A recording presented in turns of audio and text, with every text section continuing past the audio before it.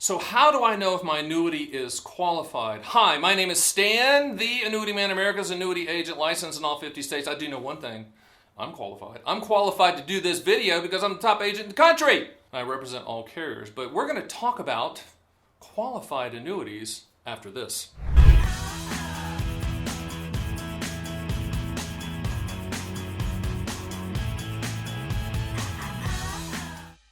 So what is a qualified annuity? It's an annuity where you've used funds that has not been taxed, like your traditional IRA, which leads me to a little bit of a rant. I get very sick and tired of agents and advisors. Primarily it's like stock type advisors, fee-only advisors, people that don't know a darn thing about annuities, and they'll say, you never put an annuity inside of an IRA, ever. And they're like, every time they say ever, they're just saying, I'm an idiot, because they don't know what they're talking about. Of course, annuities can be used inside of an IRA, qualified. Why? Because you're buying it for the contractual guarantees. Another nail in that stupid comment coffin is that the latest annuity type, developed in 2014, called a qualified longevity annuity contract. Keyword qualified is that you can only use it in a qualified account. So for all you masters of the universe that do not like Stan the Annuity Man spewing the truth out here,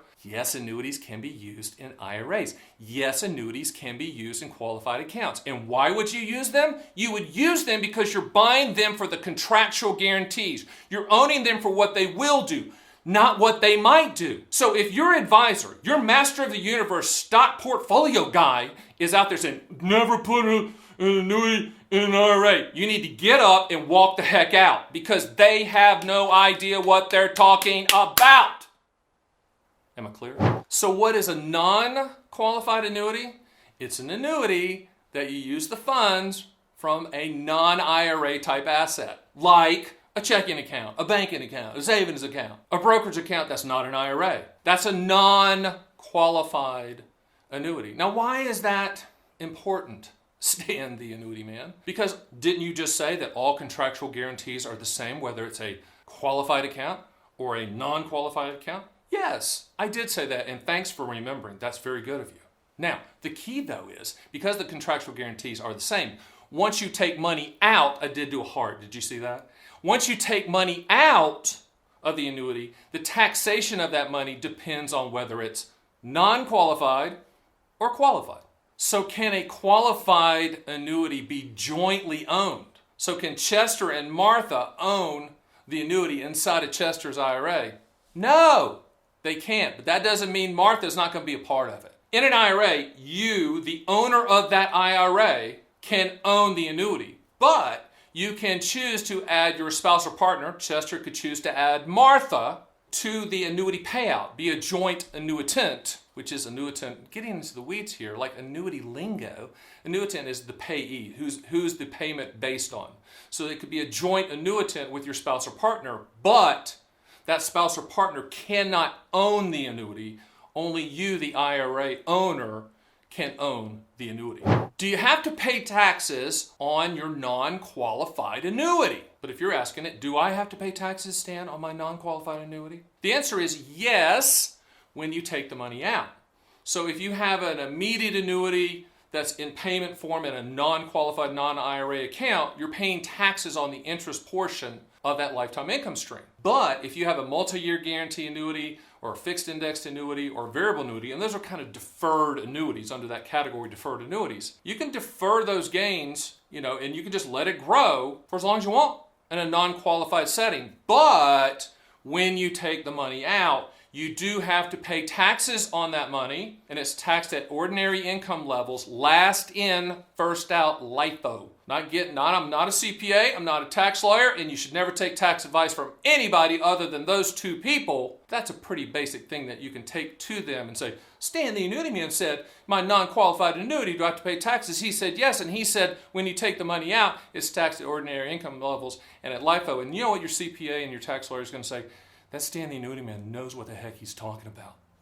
I guarantee it. So how do you know if your annuity is qualified? Good question. Glad you asked that. Well, here's the key point that if you don't even need to know the type, but if you haven't been paying taxes on the gains It's qualified. Traditional IRA, rollover IRA, 403B, 457, all of those account types that we handle at theannuityman.com, those are considered qualified. Those are considered retirement type accounts. Now you do have to pay taxes when you bring the money out, but all of this time, 401k. Your 401k is a qualified account. You've been adding to it, but when you finally take it out, you're going to have to pay taxes on it. That's, in essence, what a qualified annuity is inside of those accounts. That doesn't mean you need to have an annuity inside your qualified account, but what it does mean is you can have one in there if it's suitable and appropriate for you.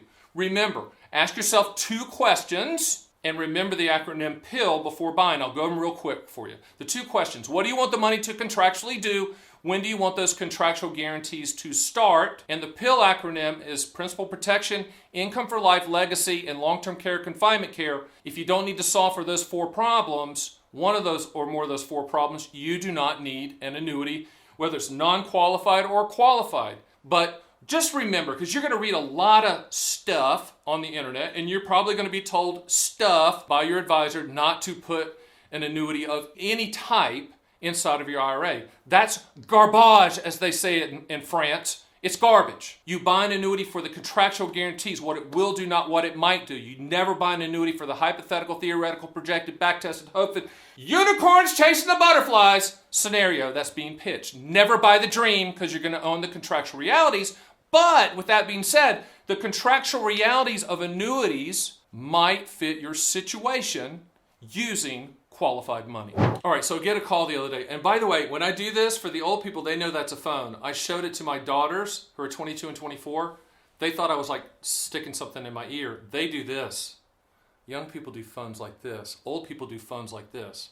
So I'm talking to probably non-20-something, so let's do this. I got a call the other day, and the person on the phone said, we're looking to buy an immediate annuity, but most of our assets, most of our investable assets are in qualified accounts, IRA type accounts. And our advisor, master of the universe, said, never buy an annuity inside of an IRA, which is garbage. We've talked about that. So I said, well, you can put an immediate annuity and use inside your IRA, you can use IRA assets to buy one.